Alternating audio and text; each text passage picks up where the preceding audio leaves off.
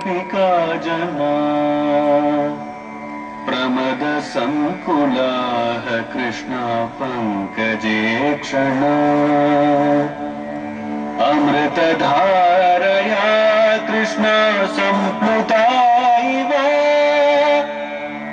स्तिमिततां कृष्णा ददुस्त्वत्पुरोगता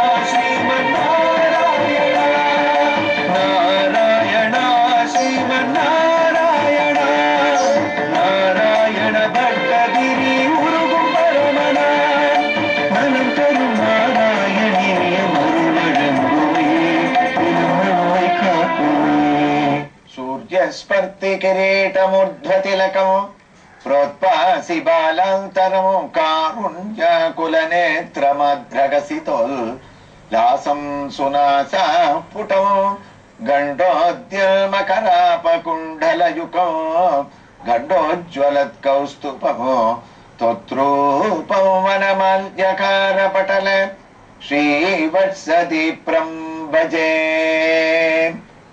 நாராயணியத்துல முதல் தசகத்துல பகவானுடைய ரூப வர்ணனைகளை எல்லாம் நாராயண பட்டத்திரி ஆரம்பித்து அவனை ஒரு கருணா சமுத்திரமாக வர்ணிச்சு அந்த கருணைக்கு இருப்பிடமான நீ அலைகளான நதிகளான எங்க எல்லாரையும் உன்னிடத்துல சேர்த்துண்டு உன்னை சரணாகதி பண்ணக்கூடியவா எல்லாருக்கும் அபயம் அளிக்கக்கூடிய ஒரு வள்ளலாக இருக்கேன்னு நிஷ்கம்பே நித்தியபூர்ணே நிரவதி பரமானந்த பீயூஷ ரூபேன்னு ஒரு அழகான ஸ்லோகத்தால பகவான் சமுத்திரத்துக்கு ஒப்பிட்டு வர்ணிச்சு அப்படிப்பட்ட அந்த குருவாயூரப்பனுடைய பத கமலங்களை நாம் சரணடைவோம் அப்படின்னு சொல்லக்கூடிய இந்த நாராயணியத்தினுடைய ஒரு வைபவத்தை நாம் சென்னையில் அமைந்திருக்கக்கூடிய பரங்கிமலை மேடவாக்கம் ரோடில் கோயிலம்பாக்கத்தில் இருந்து 1/2 கிலோமீட்டர் தூரத்தில் உள்ள நன்மங்கலம் ஒரு சிற்றூரில் அமைந்திருக்கக்கூடிய நீலவண்ண பெருமானுடைய திருக்கோயிலில் இருந்து இந்த வாரம் நாராயணியத்தை கேட்டுக்கொண்டிருக்கின்றோம். இந்த கோயிலுக்கு நாம் குரோம்பேட்டை, பல்லாவரம் முதலிய இடங்களிலிருந்தும் வந்து இந்த கோயிலுக்கு நாம் திவ்ய தரிசனத்தை அடையக்கூடிய வழிகள் உண்டு. இந்த கோயிலிலே நுழைந்து அந்த தசாவதார சிற்பங்களை நாம் தரிசித்து சற்றே நாம் உள்ளுக்குள்ளே வந்தோமே ஆனால் இங்கு தசாவதார சிற்பங்களோடு ஆண்டாள் நம்மாழ்வார் இங்கு எழுந்தருளி இருக்கின்றார். பகவானுடைய 10 அவதாரங்களும் ஒவ்வொரு அழகான திருக்கோலத்தோடு இந்த முன் மண்டபத்தை சுற்றி அமைந்திருக்கக்கூடிய வைபவத்தையும் நாம் பட்டத்திரி தசாவதார பகவானோடு அவனுடைய கடல் அலைகளை ஒப்பிட்டு நேற்று கேட்ட அந்த வைபவத்தை ஞாபகத்தில் வைத்துக் கொண்டு அவனை திவ்ய தரிசனம் செய்து கொண்டு ஆண்டாளையும் நம்மாழ்வாரையும் கைகூப்பி வணங்கி சற்று உள்ளே செல்கின்றோம். இந்த ஆலயத்திலே ஒரு பெரிய விசேஷம், 4 அனுமார் இங்கு எழுந்தருளியுள்ளார். அதாவது அனுமனுக்கென்று 4 திவ்யமான இடங்கள் இங்கே காட்சி தரக்கூடியவையாக அமைந்திருக்கின்றன. ஒன்று, நாம் கோயிலுக்குள் நுழையும் போது அங்கு அழகாக இருக்கக்கூடிய தீபஸ்தம்பத்திலே ஹனுமான் நம்மளை வரவேற்கின்றார். அடுத்ததாக கருவறைக்கு நுழையும் முன் வெளியிலே இருக்கக்கூடிய இந்த தசாவதார மண்டபத்திற்கு இருபுறமும் துவாரபாலகர்கள் போன்று ராம பக்த தாசனாக அனுமான் கையை கூப்பிக்கொண்டு அதே பாவத்திலே இருக்கக்கூடிய உற்சவ மூர்த்தியுடன் வடைமாலைகளை பிரார்த்தனையை ஏற்று சார்த்தி கொண்டு பலவிதமான புஷ்பங்களோடு அஞ்சிலே ஒன்று பெற்றான் அஞ்சிலே ஒன்றை தாவி அஞ்சிலே ஒன்று ஆறாக ஆரியற்காக ஏகி அஞ்சிலே ஒன்று பெற்ற அணங்கு கண்ட அயலாரூரில் அஞ்சிலே ஒன்றை வைத்தான் அவன் எம்மை அழித்து காப்பான் என்ற ரூபத்தோடு இங்கு அமைந்திருக்கக்கூடிய இரு அனுமனையும் தரிசித்தால் கடைசியாக நாம் தரிசிக்க வேண்டிய ஒரு ஹனுமன், அதாவது 4 அனுமனை பற்றி குறிப்பிட்டோம். ஒருவர் தீபஸ்தம்பத்திலே, இருவர் துவாரபாலகர்களாக, 4வது அனுமான் சஞ்சீவி மலையை தூக்கிக் கொண்டு யுத்த காண்டத்திலே எவ்வாறு ராமனுடைய உயிரையே காப்பாற்றினாரோ அவ்வாறு சஞ்சீவி மலையை தாங்கிய சஞ்சீவி ஹனுமனாக இங்கு ஒரு சன்னதியிலே காட்சியளிக்கின்றார். ஆக இந்த ரூபத்திலே 4 வேதங்களையும் அத்தியனம் செய்த நவவியாகரண பண்டிதனான ஹனுமானுடைய 4 ரூபத்தையும் தரிசனம் செய்து கொண்டே நாம் நலம் தரும் நாராயணீயத்தை தொடரலாம். நாராயண பட்டத்ரி அந்த ஸ்லோகத்தினுடைய முடிவிலே கல்லோல்லோல்லாசதுல்யம் கலு விமலதரம் சத்வமாகுஸ்ததாத்மா கஸ்மன்னோ நிஷ்கலஸ்தம் சகல இதி வசகா தொத்கலாஸ்வேவ பூமன்னே. இவ்வாறு அனைத்தையும் அடக்கிக் கொண்டிருக்கக்கூடிய தாங்களை, குருவாயூரப்பனான உங்களை நிஷ்கல பிரம்மம் என்று சொன்னால் ஏன் பொருந்தாது என்ற ஒரு கேள்வியை எழுப்பிக் கொண்டு பகவானிடத்திலே அவனுடைய ரூபத்தை சகல பிரம்மமாக அடுத்த ஸ்லோகத்திலே அவனுடைய அழகை வர்ணிக்க ஆரம்பிக்கின்றாராம்.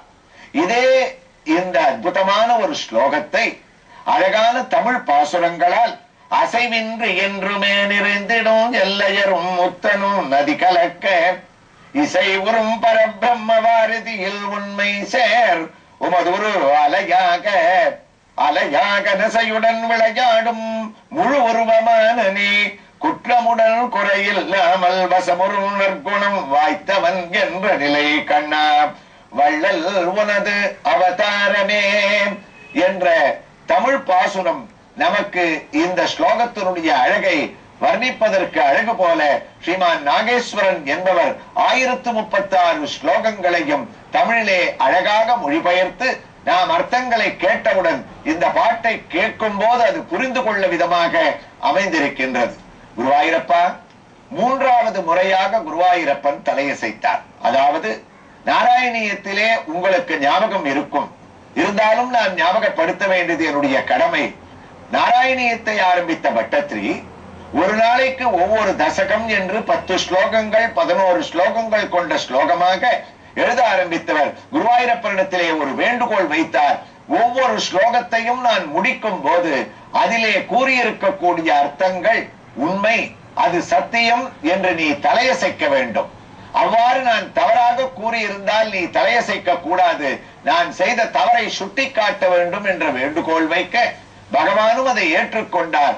அவ்வாறு சாந்திர என்ற ஸ்லோகத்தையும் அந்த ஏவம் துர்லபிய வஸ்துன்யபி என்ற 2வது ஸ்லோகத்திற்கும் இப்போது நாம் கேட்ட நிஷ்கம்பே என்று ஆரம்பித்த ஸ்லோகத்திற்கும் வரிசையாக பகவான் தலையாட்ட ஆரம்பித்த கணக்கில் நாராயணியத்தில் அதற்குள் குருவாயூரப்பன் அனைத்து வேலைகளையும் மறந்து நாராயணியம் கேட்கக்கூடிய சந்தோஷத்தில் 3வது முறையாக இந்த ஸ்லோகத்தினுடைய அர்த்தம் சரிதான், நான் கருணா சமுத்திரம் என்று பகவான் தலையசைக்க 4வது ஸ்லோகத்தை முதல் தசகத்திலே பட்டத்ரி ஆரம்பிக்கின்றார். இந்த ஸ்லோகத்திலே பகவான் சிருஷ்டியை செய்யக்கூடிய விதத்திலே அவனுக்கு உதவி செய்யக்கூடிய மாயா ஸ்வரூபத்தையும் கண்ணனுடைய வைகுண்ட ரூபத்தையும் வைகுண்டமே பூலோக வைகுண்டமாக குருவாயூரில் இருக்கக்கூடிய தன்மையையும் புகழ்ந்து கூற ஆரம்பிக்கின்றார். கிருஷ்ணா நிர்வ்யாபாரோபி நிஷ்காரணமஜ பஜசே யக்ரியம் ஈக்ஷணக்யாமோ தேனைவோதேதி லீனா பிரகிருதி ரசதி கல்பாபி கல்பாதிகாலே தஸ்யா சம்சுத்தமம்சோ கமபிதம் அதிரோதாயகம் சத்வரூபமோ சத்வம் திருத்வா ததாசி ஸ்வமகிம விபவா குண்ட வைகுண்ட ரூபம். கிருஷ்ணா, உன்னுடைய பெருமை நிர்வ்யாபாரோபி, எந்த விதமான செயலும் அற்றவர் என்னுடைய குருவாயூரப்பன்.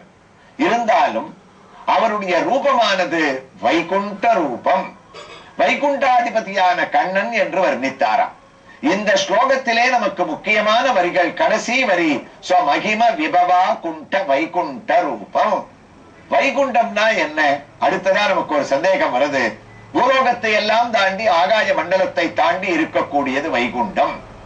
இந்த நாராயணிய ஸ்லோகத்தை, இந்த பதத்தை நாம் அனுபவிக்கும் போது கேரள தேசத்தில் குருவாயூரில் பிரசித்தியாக ஆஞ்சன் மாதவன் நம்பூதிரி என்று ஒருவர் இருந்தார். குருவாயூரப்பனிடத்திலே பரம பக்தர் அவர். அவர் தன்னுடைய வாழ்நாள் முழுவதையும் குருவாயூரப்பனுக்காக அர்ப்பணித்தவர். இன்றும் குருவாயூருடைய குளக்கரையிலே நாராயணாலயம் என்ற அவருடைய வீடானது இருக்கின்றது. கதா சர்வ காலமும் குருவாயூரப்பனை தியானித்த அவர் இந்த வைகுண்ட ரூபம் என்ற இந்த ஒரு சொல்லுக்கு கேரளாவில் நடந்த அழகான ஒரு கதையை நமக்கு சொல்லுவார். அதாவது வைகுண்டம் எவ்வளவு தூரத்தில் இருக்கின்றது என்று யாராலும் நிர்மாணம் செய்ய முடியாது. குருவாயூருக்கும் ராமனுடைய க்ஷேத்திரமான திருப்பையாருக்கும் அந்த காலத்தில் நாம் நதியை கடந்து படகிலே தான் செல்ல வேண்டும். போக்குவரத்து வசதிகள் கிடையாது. அப்போது அங்கே படகை ஓட்டக்கூடிய படகோட்டி ஒருவர் இருந்தார். மாதவன் என்று அவருக்கு பெயர். அவர் குருவாயூரப்பனான கன்னடத்திலே பரமதாசனாக கிருஷ்ணதாசனாக இருந்தாராம். அந்த சமயத்திலே கோழிக்கோடை பரிபாலனம் செய்து கொண்டிருந்த மகாராஜாவிற்கு திடீரென்று ஒரு சந்தேகம் தோன்றியது. வைகுண்டம் எவ்வளவு தூரத்தில் இருக்கின்றது? அப்போது அங்க இருக்கக்கூடிய பண்டிதர்களை அவர் அழைத்தார். அனைவரையும் உட்கார வைத்துக் கொண்டு வைகுண்டம் எத்தனை தூரம் உண்ட என்று மலையாளத்தில் வைகுண்டம் இங்கிருந்து எவ்வளவு தூரத்தில் இருக்கின்றது எனக்கு ஒரு கணக்கு சொல்லுங்கள் என்று சொன்னார். சில சமயங்களிலே ராஜாக்களுக்கு இவ்வாறு சில விதமான விபரீதமான ஆசைகள் எழுவதுண்டு. அப்போது அங்க இருக்க பண்டிதர்களுக்கு ஒரே குழப்பம். எல்லோரும் தெரியாது என்று சொல்ல முடியாது. அவரவர்களுக்கு தெரிந்த விஷயத்தை மகாராஜாவே வைகுண்டமானது பிரம்மலோகத்தை தாண்டி இருக்கின்றது என்று குறிப்பிட்டார்களாம். அப்போது ராஜா கேட்டார், பிரம்மலோகம் எங்கே இருக்கின்றது? அண்டங்களை எல்லாம் தாண்டி இருக்கின்றது. அப்போது வைகுண்டம் பிரம்மலோகத்திற்கு மேலே இருக்கின்றதா, சமானமாக இருக்கின்றதா? சமானமாக இருக்கின்றது. மற்றொருவர் கூறினார், வைகுண்டம் மேலே இருக்கக்கூடிய 7 லோகங்களையும் தாண்டி துருவமண்டலத்திற்கு பக்கத்திலே இருக்கின்றது. அப்போது ராஜா, துருவமண்டலம் எங்கே இருக்கின்றது? ஆகாயத்திற்கு அப்பால் இருக்கின்றது. வைகுண்டம் ஒரு உலகமாக இருப்பதால் அது பிரகிருதிக்கு கட்டுப்பட்டு அதற்கு அழிவு உண்டா இல்லையா? பூலோகமானது பிரளய காலத்திலே அழிந்துவிடும். அப்போது வைகுண்டமும் ஒரு உலகம் என்றால் அதற்கு அழிவு உண்டே? இவ்வாறு பலவிதமான சந்தேகங்கள் எல்லாம் ஏற்பட்டது. பல பேர் சொல்லியும் சரியாக வரவில்லை. அப்போது அந்த அரண்மனையிலே ராஜாவிற்கு அவர் சாப்பிட்டு முடித்தவுடன் கை துடைத்துக் கொள்வதற்காக, துணியை துடைப்பதற்காக ஒருவர் இருந்தார். அவர் கையை துடைத்துக் கொண்டே ராணியிடம் கூறிக்கொண்டிருந்தால் 2 நாள் ஆகிவிட்டது. பல பண்டிதர்கள் பேசினார்கள். ஆனால் வைகுண்டம் எவ்வளவு தூரத்தில் இருக்கிறது என்று யாரும் நிர்ணயம் செய்ய முடியவில்லை என்றாராம். அப்போது இந்த தவளை கொடுத்த, அந்த துணியை கொடுத்த அந்த சிப்பந்தி கூறினான், ராஜா, நீங்கள் அனுமதி கொடுத்தால் என்னுடைய குரு ஒருவர் இருக்கிறார். அவர் இதற்கு துல்லியமாக பதில் சொல்லுவார். உடனே ராஜா அவரை சென்று அழைத்து வா, எங்கிருக்கிறார் என்றார். இவன் குரு என்று குறிப்பிட்டது ஒரு பெரிய ஆசாமியே இல்லை. திருப்பையாருக்கும் குருவாயூருக்கும் தினமும் படகோட்டி பிழைத்துக் கொண்டிருக்கக்கூடிய அந்த படகோட்டியை, கிருஷ்ணனுடைய பக்தனை இவன் குரு என்று குறிப்பிட்டான். ராஜாவுக்கு அது தெரியாது. உடனே அவனை அழைத்து வா என்றார். இந்த சிப்பந்தி நேரே அந்த படகோட்டியினிடத்திலே சென்று, ராஜா உங்களை அழைக்கின்றார், என்ன விஷயம்? வைகுண்டம் எவ்வளவு தூரத்தில் இருக்கின்றது என்று நிர்ணயம் செய்ய வேண்டுமா? அதற்கு பல பண்டிதர்கள் போராடி பார்த்து விட்டனர், நடக்கவில்லை. எனக்கு நம்பிக்கை இருக்கின்றது, நீங்க குருவாயூரப்பனுடைய பக்தன், உங்களுக்கு இதற்கு பதில் தெரிஞ்சிருக்கும். ஏனென்றால் நான் படகில் போகும்போது ஒவ்வொரு துடுப்பையும் நீங்கள் வைக்கும் போது குருவாயூரப்பா, கிருஷ்ணா, நாராயணா என்று அவன் திருநாமத்தை கூறுகின்றீர்கள், உடனே கிளம்பி வர வேண்டும் என்றார். பயந்து விட்டார் படகோட்டி. அப்பா, நான் படிப்பறிவில்லாதவன், பரம ஏழை, என்னை இவ்வாறு கூப்பிடுகின்றாயே, இருந்தாலும் உங்களை நம்பி நீங்கள் வருவீர்கள் என்று சொல்லிவிட்டேன், அதனால் கண்டிப்பாக வர வேண்டும் என்று கூறினாராம். வேறு வழி இல்லை, போகாவிட்டால் ராஜாவு பேர் கோபத்திற்கு ஆளாக நேரும், சென்றாலும் அங்க பரிபவம் ஏற்படுமே. கண்ணனை நம்பி, குருவாயூரப்பா, இதுவும் உன்னுடைய லீலை, சரி அப்பா, நான் கிளம்பி வருகின்றேன் என்றாராம். அவர் கிளம்பி சென்றாரா? வைகுண்டத்தினுடைய நிர்ணயமானது எவ்வளவு கிலோமீட்டர் தூரம் என்று என்ன பதில் கூறினார்? ராஜா அதற்கு சம்மதித்தாரா என்ற ஸ்வமகிமா விபவ வைகுண்ட ரூபம் என்ற இந்த ஸ்லோகத்தை பொருளினுடைய தொடர்ச்சியை நாளைய தினம் மற்றொரு சன்னதியிலிருந்து, இதே திருக்கோயிலிலிருந்து நாம் கேட்போம்.